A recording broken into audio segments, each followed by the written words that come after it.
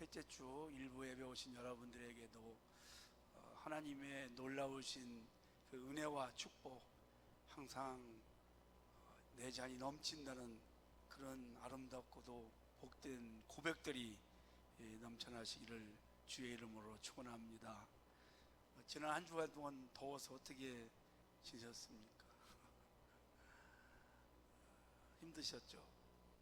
저는 지난주하고 그 지난주 주일날 막 코로나가 온 것 같아. 일부러 검사를 안 했는데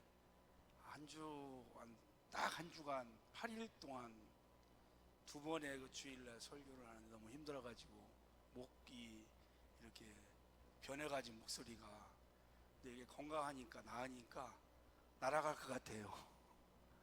저는 목이 생명입니다. 설교가 힘들었고 여러분들도 아마 듣기가 좀 많이 불편하실 것 같은데 건강하시고 늘 하나님의 은혜로 이렇게 살아간다고 고백했으면 좋겠습니다. 늘 내 잔이 넘치는 풍성한 삶이라고 여기까지 인도한 것도 하나님의 다 은혜라고, 다윗 같은 고백이 항상 넘쳐나시고, 오늘 본문에 보니까 참 하나님이 어떤 분인가 너무 우리들에게 복을 주시는 것 같아요. 이런 고백을 합니다. 원수의 목전에서 내게 상을 차려주시고 기름을 머리에 부으시고 내 잔이 넘친다. 참 다윗이 한 고백이 얼마나 은혜로운 고백이고 감사한 고백이고, 다윗의 고백이 저의 고백이고 여러분들의 고백이 꼭 됐으면 좋겠습니다. 사람은 한평생을 살아가면서 누군가를 의지하면서 살아갑니다. 어릴 때는 우리 부모님들을 의지하죠. 그리고 젊을 때는 또 친구, 이웃들을 의지하기도 하고, 또 노년이 되면 사실 자식을 의지하지 않을 수가 없습니다. 아파서 병원에 있을 때 그래도 옆에서 간호해주는 사람은 자식이잖아요. 또 요즘에 혼자 계신 분들이 많이 계신데, 이제 장수하다 보니까 혼자 계신 분들이 많은데 옆에서 수발 들어주는 분이 누굽니까? 남이라 해도 그래도 가족이고 자녀들 아니겠습니까? 사람은 그래서 어릴 때부터 죽을 때까지 누군가의 도움을 받고 의지하면서 살아가는데, 하나님은 그렇게 하더라도 진짜 의지할 분은 따로 있다고 말씀합니다. 왜냐하면 자식을 의지하다가 친구를 의지하고 부모님을 의지하다가 때로는 그것이 다 의지할 상황이 되는 것은 아닙니다. 때로는 멀리 떨어지기도 하고, 때로는 사이가 안 좋아서 갈등이 생기기도 하고, 또 상황이 안 좋아서 도움을 줄 수가 없고 도움받을 수가 없는 그러한 상황이 있는데, 꼭 성경에서 사람을 의지하지 말고 권력자도 의지하지 말고 더 나아가서 돈도 의지하지 말고 세상에 눈에 보이는 것을 의지하지 말라는 겁니다. 실망할 때가 있다는 겁니다. 다 떠날 때가 있다는 겁니다. 의지할 수 없을 때가 온다는 것입니다. 오직 영원하신 우리의 목자 되신 하나님을 의지하기를 원하십니다. 여러분은 누구를 의지하면서 살아갑니까? 하나님을, 목자이신 하나님을 의지할 때 거기에 진정한 행복이 있고 축복이 있고 은혜가 있다는 것을 성경은 말하고 있는 거죠. 동물의 세계를 보면 이 동물들이 살아가는 방법이 세 가지가 있습니다. 사자나 호랑이처럼 싸워서 남을 잡아먹으면서 사는 동물이 있습니다. 다른 하나는 소나 말처럼 일하면서 살아가는 동물도 있습니다. 그런데 한 부류는 양이에요. 양은요, 남을 해할 수도 없고 또 일도 할 수 없고 아무것도 할 수가 없어요. 양이 살아가는 방법이 딱 한 가지 있습니다. 목자를 의지하는 겁니다. 목자의 음성을 듣고 목자를 따라가고 목자를 의지하면 목자가 그 양을 보호해주고 지켜주고 때를 따라 먹을 걸 주고 푸른 풀밭 시냇가로 인도하면서 원수 앞에서도 상을 베풀어주고 지켜주고, 그래서 양은 일할 필요도 없고 끼니 걱정할 필요도 없고 두려워할 것도 없고 어떻게 살아가느냐? 잔치하면서 원수 앞에서도 상을 받아서 상을 차림을 받고 살아가는 최고의 복된 동물이 바로 양이라는 것을 말씀하고 있습니다. 양은 무기가 없어요. 자기를 방어할 능력이 없어요. 사자처럼 발톱이나 이빨도 없고, 독사처럼 독도 없고, 소처럼 뿔도 없고, 또 사슴이나 노루처럼 날쌔게 달리는 발도 없습니다. 앞을 보지도 못하고 스스로 자기 식생활을 해결할 수도 없고, 그냥 남을 괴롭히지도 못하고, 그렇다고 걱정할 것도 없어요. 왜냐하면 목자가 있기 때문에, 목자가 책임을 지기 때문에. 그게 얼마나 여러분 좋습니까? 푸른 초장에서, 푸른 풀밭에서, 시냇가에서 놀이하면서 상 받아가면서, 잔치 받아가면서 살아가는 것이 바로 양입니다. 성도 여러분, 여러분은 지금 삶이 어떠십니까? 양처럼 정말 목자의 도움을 받으면서 나는 정말 행복합니다. 윤환기 목사님이 가수가 불렀던 나는 행복합니다라고 여러분 노래 부르면서 날마다 감사하면서 목자이신 우리 주님이 나를 여기까지 인도하시고 앞으로도 내 인생을 책임져 주시고 나에게 먹을 거, 입을 거, 마실 거, 내 삶을 책임져 줄 것이라고 고백하면서 노래 부르면서 여러분 잔치 받으면서 상 받으면서 살아가십니까? 어떻게 살아가십니까? 세상을 살다 보면요, 나에게 좋은 사람이 있는가 하면 나를 해코지하고 나를 괴롭게 하고 나를 힘들게 하는 사람들도 있습니다. 그 사람들을 오늘 성경에 보니까 다윗이 고백할 때 원수라고 이야기합니다. 방해자, 핍박자, 원수가 있을지라도 하나님, 목자이신 하나님께서 궁극적으로 승리하게 하시고, 그리고 나서 이렇게 고백을 합니다. 5절 말씀을 제가 다시 한번 읽습니다. 주께서 내 원수의 목전에서 내게 상을 차려주시고 기름으로 내 머리에 바르셨으니 내 잔이 넘치나이다. 내 잔이 넘치는 삶, 이만큼 행복한 고백이 어디 있겠습니까? 원수 앞에서도 나에게 잔치상을 베풀어 주시고, 원수에게 받은 상처를 치료해 주시고, 기름 발라서 치료해 주시고, 그래서 내 삶이 지금 풍성합니다.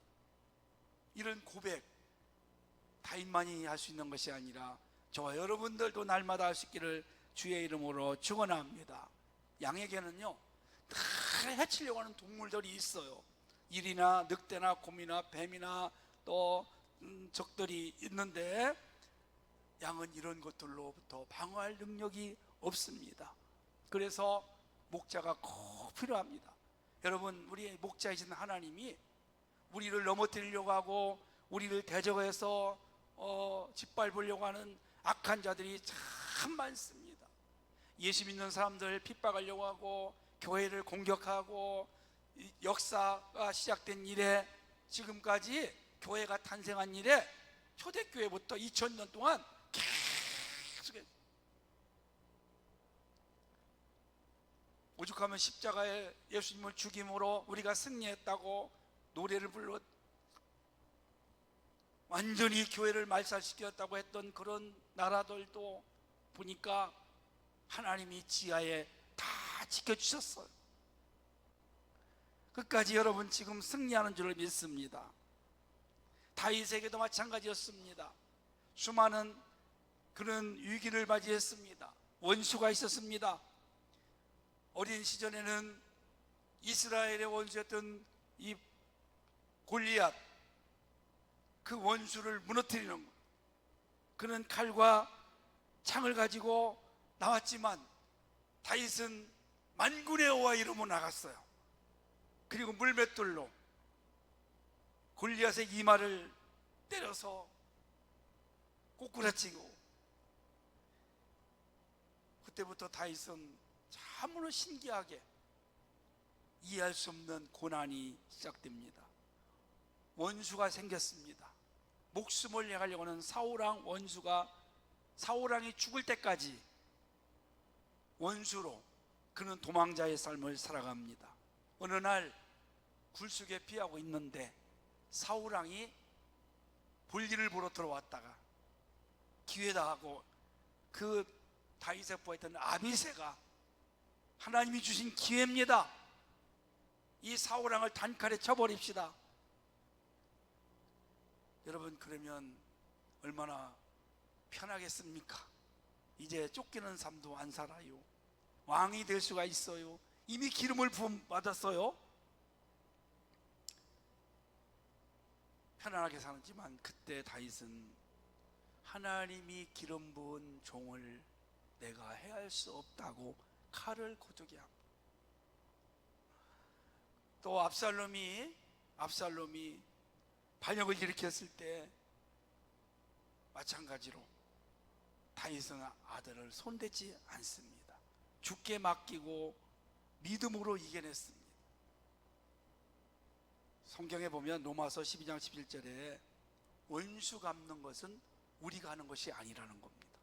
원수 갚는 것은 하나님께 있습니다. 그래서 다윗은 하나님의 말씀을 그게 지키는 거예요. 그게 믿음이 좋은 거예요, 여러분요. 내가 할 수 있는 일이 있고 하나님이 하셔야 될 일이 있습니다. 우리가 실수하는 것이 있어요. 하나님이 해야 될 일을 자기가 하는 거예요. 목사가 해야 될 일을 성도가 하는 거예요. 그러면 여러분 안 됩니다. 다윗이 그 사울왕을 손대지 않아요. 하나님이 해야 될, 하나님이 기름 붓기 때문에 하나님이 사울왕을 손을 봐주는 거 맡겨버렸어요. 그리고 자기는 손대지 않아요. 로마서 12장 11절 말씀을 보니까 아무에게도 악으로 악을 갚지 말고 모든 사람 앞에 선한 일을 도모하라. 내 사랑하는 자들아, 너희가 친히 원수를 갚지 말고 나에게 맡겨라. 원수 갚는 것이 내게 있으니 내가 갚으리라. 아멘. 이게 믿음의 사람들이 알아야 될 신앙의 삶입니다. 내가 원수를 갚으려고 하니까 괴롭고 힘들고, 나를 핍박하는 원수 같은 사람들을 그냥 맡기는 거예요. 하나님이 아시도록. 원수 갚는 것이 내게 있다고 해서 하나님이. 그러니까 우리는 그 사람을 미워할 것도 없어요. 그냥 예수님의 마음을 가졌다면 어떻게 해야 될까요, 성도 여러분? 용서해주고, 그리고 그 원수 같은 사람을 불쌍히 여겨서 기도해 주는 겁니다. 기도해 주는 겁니다. 그러면 하나님이 때가 되면 그 사람을 손봐주고 우리를 지켜주고 보안. 다윗도 마찬가지였어요. 수많은 죽음의 사선을 만났을 때에도 하나님이 그때마다 다 지켜주셨어요.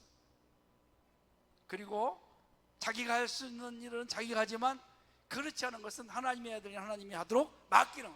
여러분, 이것이 온전한 믿음의 사람이고, 이게 바로 그리스도인들이 이렇게 살아가야 되는 것이 맞는 것입니다.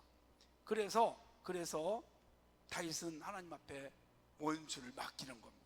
사울왕을 맡겼더니 하나님이 때가 됐을 때 사울왕을 손을 봤어. 그때부터 다윗이 이제 왕이 돼가지고 나라를 다스리고, 그리고 나중에는 통일 왕국의 왕이 되어서 하나님의 놀라운 능력과 축복과 은혜가 다윗에게 임한 것을 볼 수가 있습니다. 이 시편 23편 5절이 말이죠, 바로 23편의 절정이에요. 5절 말씀 보니까 주님이 기름을 머리에 발라주신대요. 옛날에 저는 아침에 출근할 때 머리에다 기름 바르고 무슨 그 기름 아침마다 반들반들하게 바르고 출근하잖아요, 남자들이. 근데 기름 바르는 게 뭐냐? 이 기름 바르는 것은 중동 지방에서 손님들에게 기름을 발라줘요. 그래서 기름 발라주는 것은 이 사람이 우리 집에 왔을 때 귀한 손님이다. 또 이 기름을 발라주는 것은 원기를 회복시켜주는 힘이 있습니다. 머리에다가 기름을 바르면 다시 힘이 생겨서 기름을 바르기도 하고, 그리고 뭐 성경에 보니까 기름 바르는 것이 여러 가지가 있죠. 하나님이 기름 부으심이라는 게 있어요. 세 가지 정도가 있습니다. 하나는 안수할 때, 직분을 받을 때 기름을 바르죠. 이게 안수한다는 말이 기름 바른다는 그런 뜻입니다. 두 번째는 치유할 때 성령의 치유의 기름 부으심이 있게 되는 겁니다. 세 번째는 능력 받을 때 안수받고 능력 받은 것을 볼 수가 있죠. 그리고 또 이 기름 부음을 받는 것은 구약 시대에는 왕이나 선지자나 제사장 요 세 직분은 꼭 기름 부음을 받았어요. 직분 받을 때, 그리고 하나님의 거기 능력이 임하고 성령 받고 충만함을 가지고 그 사역을 감당한 것을 볼 수가 있습니다. 하나님이 머리에다 기름 부어 주신다는 것은 나에게 능력 주신다, 은혜 주신다, 그런 뜻입니다. 다윗은요 한 번 받은 게 아니라 세 번이나 받았어요. 얼마나 이게 고맙고 감사할 일이겠습니까? 그래서 목자가 양에게 기름 바르는 이유가 있습니다. 첫째는 보호해 주는 겁니다. 보호해 주는 거. 왜냐하면 양은 파리 같은 게 많이, 곤충이 많이 끌어요. 지저분합니다. 목자가 매일같이 손봐주지 않으면 아무것도 못하는 거예요. 그래서 털이 많으면 여름에는 더워요. 그래서 파리들이 막 들끓어요. 그럼 파리가 알을 까고 유충이 되면, 그 알을 까고 나서 유충이 되면 이게 코 속으로 이렇게 들어가 가지고 머리까지 들어간다는 거예요. 그러면 눈이 멀기도 하고 죽기도 한다는 거예요. 그래서 여기 콧등 쪽에다가 기름을 발라주고, 또 하나는 서로 양들은 막 싸워요. 자기들끼리 비벼대는 거예요. 그러면 상처가 나니까 머리에다가, 여기다가 이마에다가 머리에다 기름 바르면 미끄러져 가지고 상처가 나지 않는. 그래서 머리에 기름 부음을 받았다. 다윗이 고백한 것은 원수에게 당한 상처를 치유해 주었다. 아멘. 얼마나 많은 상처를 받았어요. 여러분, 다윗이 잘못해서 상처받은 것보다는 이유 없는 그런 상처를 받는 거예요. 애매하게 상처를 받는 거예요. 그가 상처받는 그 이유가 뭡니까? 골리앗 장군 무너뜨리고 이스라엘을 블레셋에서부터 구원한 거잖아요. 이방 나라로부터 구원한 건데, 나라를 건진 건데 어떻게 그럴 수가 있겠습니까?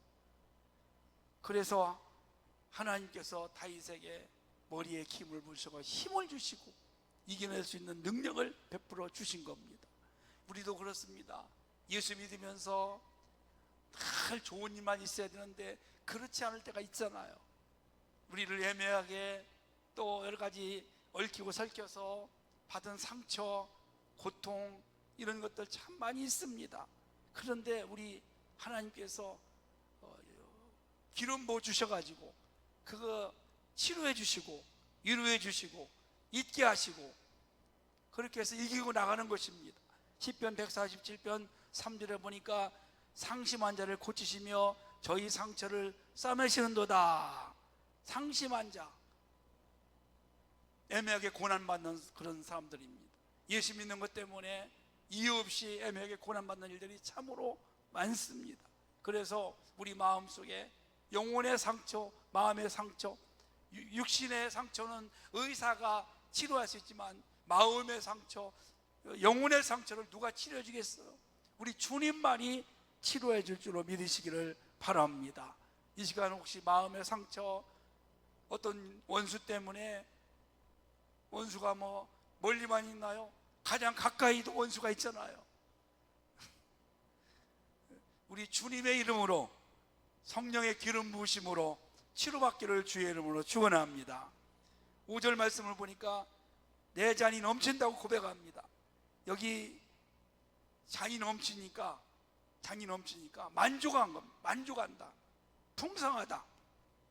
그래서 이렇게 보니까 그 다윗의 고백이 뭐냐면 나는 부족함이 없는 사람입니다, 이렇게 말을 하는 겁니다. 사랑하는 성도 여러분, 하나님은 우리가 구하는 것보다 더 풍성하게, 더 좋은 것으로 항상 허락하실 줄로 믿으시기 바랍니다. 제가 지하에 교회를 개척하고 월세 한 달에 60만 원, 1000만 원에 60만 원을 내면서 바로 뭐라고 다녔냐면 전도하면서 부동산을 다녔어요. 그 당시에는 복덕방이었어요. 대교원에 여기저기 다니면서 혹시 땅 좀 있느냐고. 그랬더니 뭐 하시려고 그러느냐. 아니 그 필요한 게 있어서 그러니까 한 100평이라도 좀 있느냐고. 제일 작은 단위가 100평이거든요 그 당시. 그래서 이분이 뭐 사장님인가 공장을 지려고 하나 집을 지려고 하나, 그래서 얼마 가지고 있느냐 저보고 항상. 돈을 걱정하지 말라고. 위에 주인이 계시다고. 위에 저기. 그러니까 돈 걱정하지 말라고. 제가 땅만 있으면 이겨라.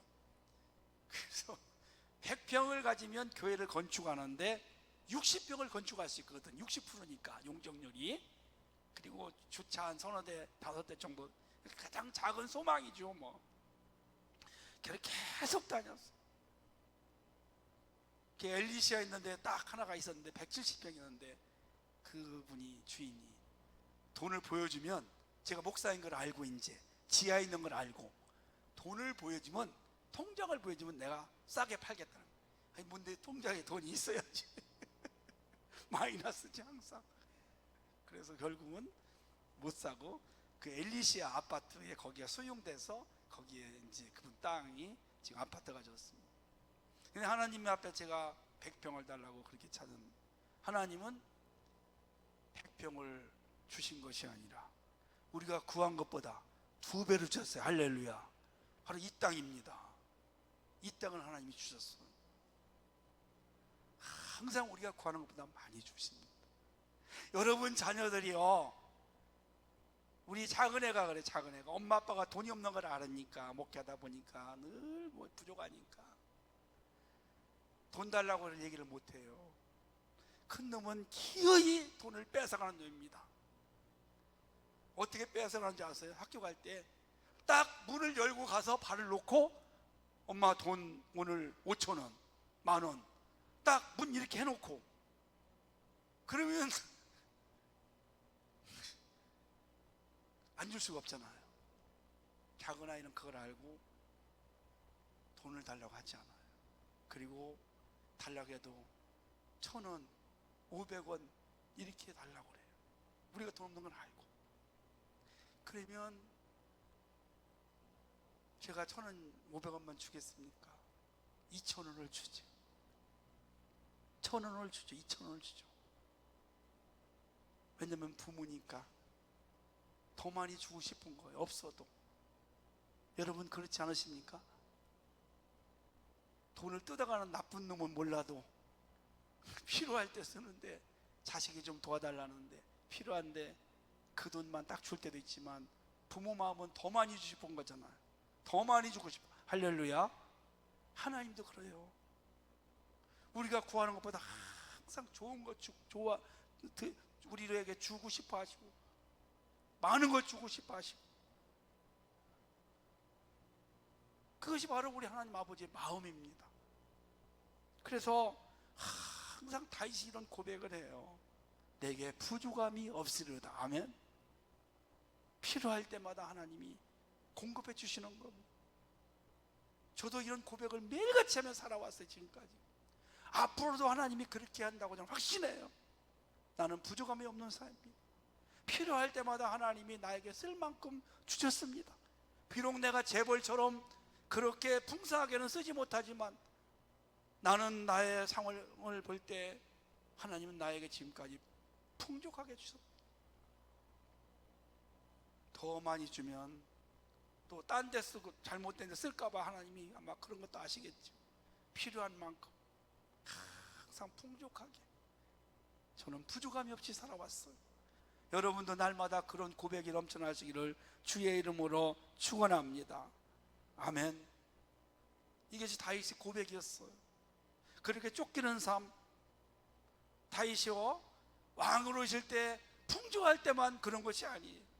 한 10년을 쫓겨가 다니는 그런 삶 속에서도 하나님이 그때마다 필요한 것들을 항상 채워주셨단 말이죠. 그러니까 부족함이 없다고 고백을 합니다. 잔이 넘친다고 고백합니다. 넘친다. 우리가 성령 충만이라는 말도 있지 않습니까? 컵에 물이 있으면 막 흘러 넘치는 것처럼 항상. 그래서 다윗은 언제나 어떤 상황에서도 내장이 넘칩니다. 그래서 나는 부족함이 없는 사람입니다. 마지막으로 이런 고백이 있어요. 내가 여호와의 집에 영원히 거하리로다. 우리의 고백이 될 수 있기를 간절히 소망합니다. 이 여호와의 집이라는 말은 여러 가지 뜻이 있어요. 여러분이 지금 앉아있는 이 교회 예배당을 상징하기도 합니다. 천국을 상징하기도 합니다. 믿음의 공동체가 있는 곳을 말하기도 합니다. 여러분, 다윗의 마지막 고백이 뭔지 아십니까?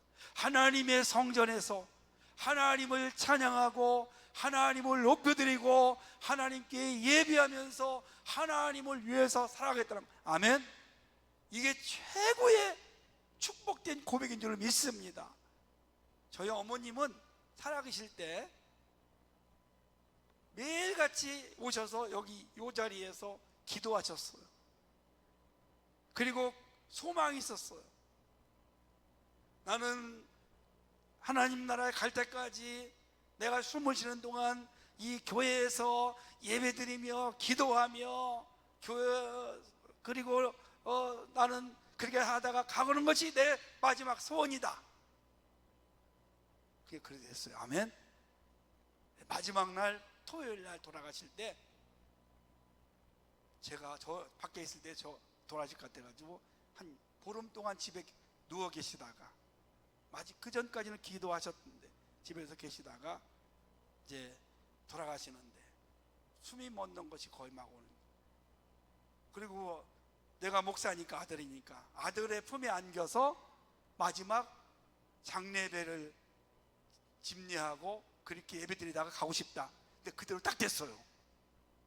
제가 마지막 예배드리고 어머니 좋아하시는 주 안에 있는 나에게 이 찬송 부르고 그리고 축복기도 하고 그리고 제 품에 안겨서 숨을 거두셨어요. 그리고 장례식을 저희는 장례식장 가지 않고 우리 교회에서 했어요. 여기 건축하기 전에 교육관이 있었거든요. 토요일날 돌아가셔가지고 주일날 모셨는데 우리 성도님들이 다 아이들까지 와서 보고 참으로 은혜롭게. 여러분, 우리가 살아가는 것도 중요하지만 마지막 교회 안에서 주님 품 안에서 하나님 나라 영원한 집에 우리가 옮겨지는 것이 얼마나 소중하냐, 이것만큼 큰 축복이 없는 줄을 믿으시기를 바랍니다. 사랑하는 성도 여러분, 여러분의 삶 가운데도 항상 목자이신 우리 주님이 여러분들을 인도하고 계십니다. 지키고 계십니다. 필요할 때마다 때를 따라 은혜를 주십니다. 그리고 공급해 주십니다. 지금도 하나님의 나라에서 하나님의 집을 완성하기 위해서 거기 계시면서 우리 위해서 기도해 주고 계십니다. 이런 고백이 있으면 좋겠습니다. 내가 여호와를 목자로 삼고 살았더니 나는 부족함이 없는 인생을 살아가고 있고 살아왔습니다.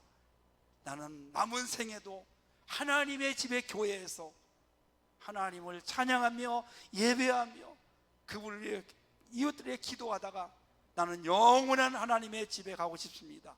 이 고백이, 이 다윗의 고백이 여러분의 고백이 되시기를 주님의 이름으로 축원합니다.